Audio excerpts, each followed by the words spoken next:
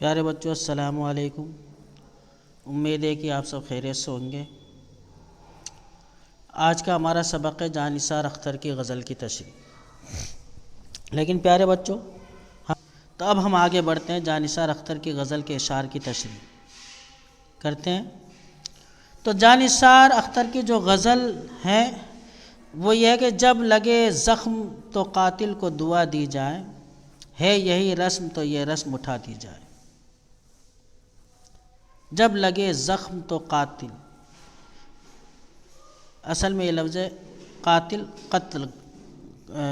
قتل کرنے والے کو کہتے ہیں، اور یہاں پر جو ہے محبوب کی طرف اشارہ کیا گیا ہے۔ اور ہے یہی رسم تو یہ رسم اٹھا دی جائے۔ رسم کہتے ہیں عادت کو، رواج کو، جو چلن میں ہے اس کو۔ تو حوالہ یہ شعر ہماری نصاب میں شامل ہے اور جاں نثار اختر کی غزل سے لیا گیا ہے۔ اس کی تشریح غزل کے اس مطلع میں شاعر کہتا ہے کہ جب محبوب اپنے عاشقوں پر ظلم و ستم کرتا تھا تو اس زمانے میں سچے جو عاشق تھے وہ اپنی محبوب کی خوشی کے لیے دعا کرتے تھے۔ ایک زمانہ ایسا تھا کہ جب اس کا چاہنے والا، اس کا محبوب اس پر جب ظلم و ستم کرتا تھا تو جو سچے عاشق ہوتے تھے وہ اپنی محبوبہ کے لیے دعا کرتے تھے، بد دعا نہیں، دعا۔ لیکن آج کے دور میں دیکھا جائے تو اب حالات بدل چکے۔ آج کے دور میں دعا نہیں کرتے۔ اگر ان کی محبوبہ اپنے عاشقوں پر ظلم و ستم کرتی ہے آج کے دور میں، تو آج کے دور کے عاشق محبوبہ کے لیے دعا نہیں کرتے، پرے ہٹا دیتے ہیں کہ چل ہٹ یہ۔ لیکن یہاں پر جاں نثار اختر کہہ رہے ہیں کہ جب لگے زخم تو قاتل کو دعا دی جائے، ہے یہی رسم تو یہ رسم اٹھاتی جائے۔ یعنی غزل کے مطلع میں شاعر یہ کہتا ہے کہ جب محبوب اپنے عاشقوں پر ظلم و ستم کرتا تھا تو اس زمانے میں سچے عاشق جو ہوتے تھے وہ اپنی محبوب کی خوشی کے لیے دعا کرتے تھے۔ لیکن اب حالات بدل چکے ہیں، اور اس قدر حالات بدل چکے ہیں کہ نہ تو اب ایسے عاشق رہے اور نہ ایسے محبوب رہے۔ اسی لیے شاعر نے یہاں پر کہا کہ آج کے زمانے کا تقاضا یہ ہے کہ ایسی تمام رسموں کو ختم کر دیا جائے۔ اور پیارے بچوں جان تو اس شعر میں شاعر نے محبوب کو قاتل کہا ہے، یاد رکھنا۔ اب اس شعر میں ایک محاورہ بھی بن رہا ہے جس میں ہے رسم اٹھا دی جائے، یعنی رسم اٹھانا یعنی عادت کے خلاف کرنا۔ رسم اٹھانا یہ محاورہ ہے، اس کا مطلب ہے عادت کے خلاف کرنا۔ اور جب ہم اس کو جملے میں استعمال کریں گے تو یہ کیسے کریں گے کہ آج کے زمانے کا تقاضا یہ ہے کہ تمام رسموں کو اٹھا دیا جائے۔ اس طریقے سے جملوں میں استعمال ہوگا۔ عزیز طالب علموں، غزل کا دوسرا شعر، دل کا وہ حال ہوا ہے غم دورہ کے تلے، جیسے ایک لاش چٹانوں میں دبا دی جائے۔ غم دورہ یعنی زمانے کے غم، دنیا بھر کے غم، کائنات کے غم۔ لاش کہتے ہیں مردہ جسم کو، میت کو، جنازہ کو۔ یہ شعر ہماری نصاب میں شامل اور جاں نثار اختر کی غزل سے لیا گیا ہے۔ اس شعر کی تشریح ہم اس طریقے سے کریں گے کہ جاں نثار اختر صاحب اس شعر میں فرماتے ہیں، کہتے ہیں کہ زمانے کے غم کی وجہ سے ہمارے دل کا یہ حال ہو گیا ہے کہ اب اس دل میں نہ تڑپ باقی رہی نہ جان باقی رہی۔ زمانے کی غم کی وجہ سے ہمارے دل کا یہ حال ہو گیا ہے کہ اب اس دل میں نہ تو تڑپ باقی رہی ہے نہ جان باقی رہی۔ محبت کی ناکامی نے ہمارے دل کو پوری طرح توڑ دیا ہے۔ اب ہماری حیثیت چٹانوں کے بیچ دبی ایک لاش کی طرح ہو گئی ہے۔ یعنی ہم زندہ تو ہیں لیکن ہم ایسے ہیں جیسے کہ کسی لاش کے نیچے، کسی چٹان کے نیچے کسی پتھر کے نیچے ہمیں دبا دیا گیا ہو. ہم زندہ تو ہیں لیکن ہماری حالت ایسی ہو گئی جس طریقے سے ایک لاش کو کسی چٹان میں دبا دی جائے. تو اس کا مطلب یہ ہے کہ یعنی اب ہمارا دل کسی کام کا نہیں رہا. اور یاد رکھنا پیارے بچوں، اس شعر میں جو ہے نا شاعر نے غم زدہ دل کو کس سے تشبیہ دی ہے؟ غم زدہ دل کو لاش سے تشبیہ دی ہے. اور تشبیہ کسے کہتے ہیں؟ تشبیہ کہتے ہیں کہ کسی ایک چیز کو دوسری چیز سے مثال دے کر پیش کرنا، سمجھانا، اسے تشبیہ کہلاتی ہے. اگر یہ سوال آتا ہے کہ تشبیہ کسے کہتے ہیں تو آپ اس کا جواب دینا کہ کسی ایک چیز کو دوسری چیز سے مثال دے کر پیش کرنا تشبیہ کہلاتا ہے. اور پھر اس کے بعد مثال آپ یہ شعر دے سکتے ہو کہ دل کا وہ حال ہوا ہے غم دورہ کے تلے، جیسے ایک لاش چٹانوں میں دبا دی جائے. یا پھر اس کے علاوہ اور بھی شعر ہیں، جیسے کہ نازک اس کے لب کی کیا کہیے، پنکھڑی ایک گلاب کی سی ہے. ایسے اور بھی دیگر اشارے جن کے آپ کے نام ہے کہ تشبیہ مثال دے سکتے ہو. اگر آپ شعر کے تعلق سے مثال نہیں دے سکتے ہو تو آپ ایسے بھی مثال دے سکتے ہو، جیسے کسی خوبصورت بچہ ہے. ہم جب بچوں کو دیکھتے ہیں تو اسے کیا کرتے ہیں؟ خوبصورت بچوں کو جب دیکھتے ہیں، چھوٹے سے معصوم بچوں کو، تو ہم اس کو چاند سے تشبیہ دیتے ہیں، کہتے ہیں اوہو چاند سا چہرہ. آپ اس طرح کی مثالیں بھی دے سکتی ہو.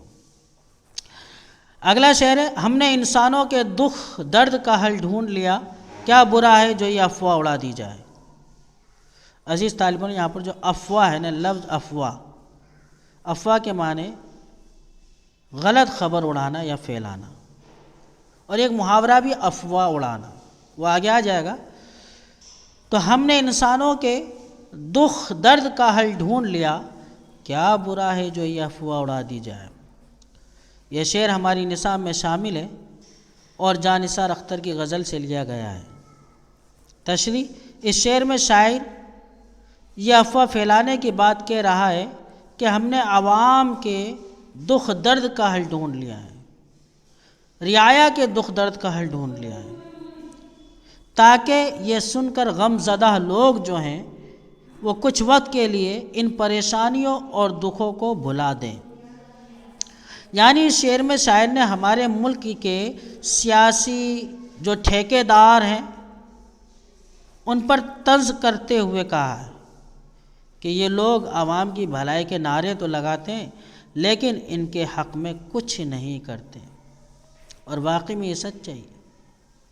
آپ کو مسلمان محلے کے اندر، گلی گلیوں کے اندر، گھر گھر کے اندر نیتا کر مل جائیں گے جو بڑے زور شور سے نعرہ تو لگاتے ہیں کہ ہم یہ کریں گے، وہ کریں گے، فلانا کریں گے، لیکن وقت آنے پر جب آپ ان کے پاس جاؤ گے کسی کام کے سلسلے میں تو آپ کو دھتکار کر کے بھگا دیں گے.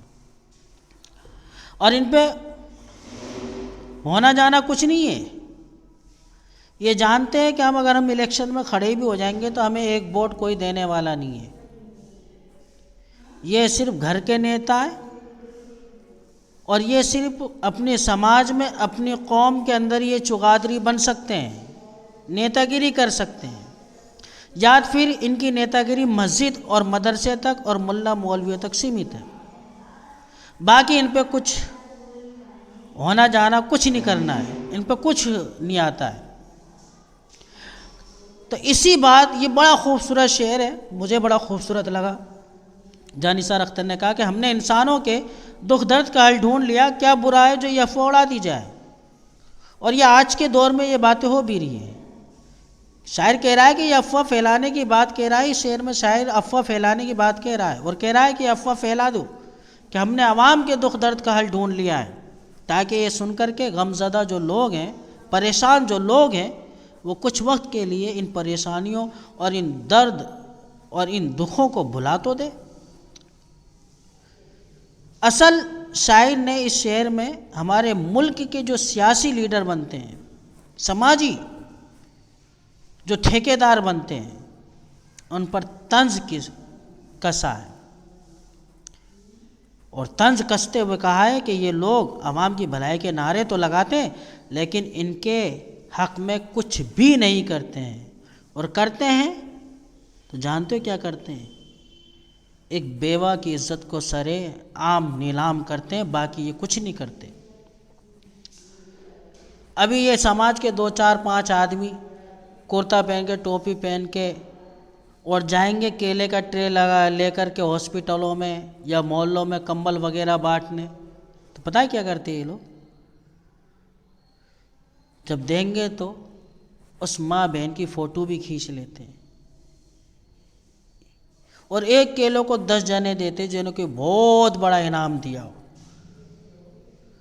بس یہی کر سکتے ہیں یہ قوم کے لوگ، باقی کچھ نہیں کر سکتے،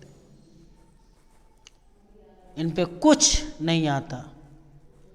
ہاں یہ ایک کام بخوبی کرتے ہیں، یہ جس بیوہ کو، جس عورت کو، جس غریب کو، جس مسکین کو یہ جو کچھ دیتے ہیں نا، اس کی عزت کو سر عام نیلام کرنے میں یہ لوگ بڑے ماہر ہیں۔ بس یہ بڑی خوبصورتی کے ساتھ یہ کر لیتے ہیں، فوٹو کھینچ کر کے واٹس ایپ پر ڈال دینا، فیس بک میں ڈال دینا، اور نہ جانے کون کون سی سوشل میڈیا پر ڈال دینا، وائرل کر دینا، یہ کام ان سے بخوبی اچھی طریقے سے آتا ہے۔ تو عزیز طالب علم، اس میں ایک محاورہ ہے افواہ اڑانا، جس کا مطلب ہے غلط خبر پھیلانا۔ اس کو جملوں میں استعمال کیسے کریں گے؟ جیسے کہ زید نے ابیر کے تعلق سے افواہ اڑائی کہ ابیر امتحان میں ناکام ہو گیا، یعنی فیل ہو گیا۔ پیارے بچوں، اگلا شعر ہے کہ ہم کو گزری ہوئی صدیاں تو نہ پہچانے گی، آنے والے کسی لمحے کو صدا دی جائے۔ یہاں پر صدیاں کے معنی سینکڑوں اور صدا کے معنی گونج، آواز۔ حوالہ، یہ شعر ہماری نصاب میں شامل ہے اور جاں نثار اختر کی غزل سے لیا گیا ہے۔ تشریح، جاں نثار اختر اس شعر میں کہتے ہیں کہ جو صدیاں پہلے گزر چکی ہیں ان سے ہمارا کوئی تعلق نہیں ہے، تو وہ ہمیں کیسے پہچانے گی کہ ہم کون ہیں، ہم نے کیا کیا؟ اسی لیے بہتر یہ ہے کہ آنے والے کسی لمحے کو آواز لگائی جائے، یعنی جو گزر گیا سو گزر گیا، اب وہ نہیں پہچانے گی۔ گیا وقت پھر ہاتھ آتا نہیں، جو گھڑی ایک مرتبہ گزر جاتی ہے وہ گزر جاتی ہے، اس کو آپ دوبارہ نہیں لا سکتے۔ اب تو یہ ہے کہ جو وقت آپ کا چل رہا ہے، جو آپ کے سامنے، اس کی قدر و قیمت سمجھو، اس کو، اس وقت کی قدر قیمت سمجھو، اس لمحے کو آواز دو۔ یعنی شاعر اس میں کہنا چاہتا ہے کہ وہ ایسا لمحہ ہو جو ہماری پہچان بن جائے اور ہم اسے پہچانیں، اور ہم اس لمحے سے پہچانے جائیں کہ ہم نے بھی دنیا میں آ کر کچھ کیا ہے۔ پیارے بچوں، اس شعر میں شاعر نے لوگوں کو یہ پیغام دیا ہے کہ جو وقت گزر گیا اس وقت کا اب رونا نہ رویا جائے، بلکہ آنے والے وقت کی قدر کریں تاکہ کامیابی حاصل ہو۔ یہ وقت بڑا قیمتی ہے، اس کی قدر کیجیے، جو وقت گزر جائے گا وہ دوبارہ نہیں آئے گا۔ چند تھوڑی سی عمر ہے، چند دن کی زندگانی ہے، اگر اس کی بھی قدر نہیں کرو گے تو یاد رکھنا ایک دن وہ وقت آئے گا کہ خود وقت تمہاری قدر نہیں کرے گا۔ اگر آپ نے وقت کی وقت پر قدر نہ کی تو وقت بھی تمہاری قدر نہیں کرے گا۔ چھوٹی سی عمر ہے، وقت کی قدر کیجیے۔ صبح ہوتی ہے، شام ہوتی ہے، عمر یوں ہی تمام ہوتی ہے، معلوم ہی نہیں چلتا کب صبح ہو گئی کب شام ہو گئی، کب 1 سال کے تھے کب 2 سال کے ہو گئے، پتہ ہی نہیں چلتا۔ اس لیے وقت کی قدر کیجیے، محنت کیجیے اور دنیا میں نام روشن کیجیے، اور دکھائیے زمانے کے لوگوں کو کہ ہم وہ لوگ ہیں جو وقت کی قدر کرتے تھے، اسی وجہ سے ہم کامیابی کی منزل پر گامزن ہیں۔ پیارے بچہ، اگلا شعر ہے، انہیں گل رنگ دریچوں سے سحر جھانکے گی، انہیں گل رنگ دریچوں سے سحر جھانکے گی، کیوں نہ کھلتے ہوئے زخموں کو دعا دی جائے۔ معنی گل رنگ یعنی گلابی رنگ، دریچوں یعنی کھڑکی۔ حوالہ، یہ شعر ہماری نصاب میں شامل ہے اور جاں نثار اختر کی غزل سے لیا گیا ہے۔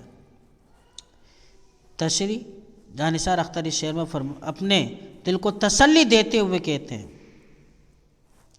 کہ آج یہ زخم ہے کل بھر جائیں گے، آج یہ دکھ، یہ تکلیفیں جو ہیں کل سب ختم ہو جائیں گے، اور زندگی میں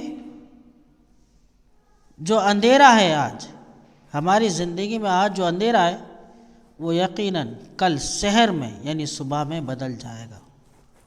یعنی ایک ایسی صبح ہوگی جو خوشیوں سے بھری ہوگی اور ہماری زندگی خوشیوں سے بھر دے گی۔ اسی لیے ہمیں کیا ہے کہ پریشانیوں سے نہیں بھاگنا چاہیے، بلکہ پریشانیوں کا ڈٹ کر کے مقابلہ کرنا چاہیے۔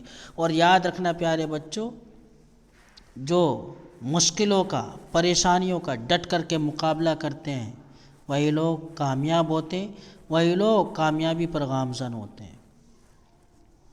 اور جو مشکلوں سے گھبراتے ہیں پھر وہ کیا ہے کہ کاٹ کا گھوڑا بن کر کے رہ جاتے ہیں۔ پیارے بچوں، اگلا شعر ہے کہ ہم سے پوچھیں کہ غزل کیا ہے، غزل کا فن کیا ہے۔ ہم سے پوچھیں کہ غزل کیا ہے، غزل کا فن کیا ہے۔ چند لفظوں میں کوئی آگ چھپا دی جائے۔ حوالہ، یہ شعر ہمارے نصاب میں شامل ہے اور جانثار اختر کی غزل سے لیا گیا ہے۔ تشریح، اس شعر میں شاعر جانثار اختر صاحب خود اپنے غزل کی تعریف بیان کرتے ہوئے کہتے ہیں کہ غزل کسے کہتے ہیں، غزل کا فن کیا ہے، یہ لوگ ہم سے آ کر پوچھیں۔ جانثار اختر صاحب کہتے ہیں کہ لوگوں آؤ، ہم سے سوال کرو، ہم سے پوچھو کہ غزل کا فن کیا ہے، غزل کسے کہتے ہیں، تو ہم تمہیں بتائیں گے کہ دراصل غزل وہ ہے جو لفظوں میں آگ چھپانے کے مترادف ہے۔ یعنی غزل ایسی ہو کہ جسے پڑھ کر یا سن کر آدمی تڑپ جائے، ایسا معلوم ہو کہ کسی نے آگ لگا دی ہے، تبھی اصل معنی میں غزل ہوگی۔ اگر ایسا نہیں ہے کہ آدمی پڑھ کر کے سن کر کے تڑپ نہ اٹھے تو پھر وہ کوئی غزل نہیں ہے۔ یہ جانثار اختر کے تعلق، جانثار اختر صاحب کہتے ہیں، ان کا نظریہ ہے جانثار اختر صاحب کا۔ تو پیارے بچوں، یہ ہماری غزل کی تشریح ہو گئی ہے، امید ہے کہ آپ کو سمجھ میں آئی ہوگی۔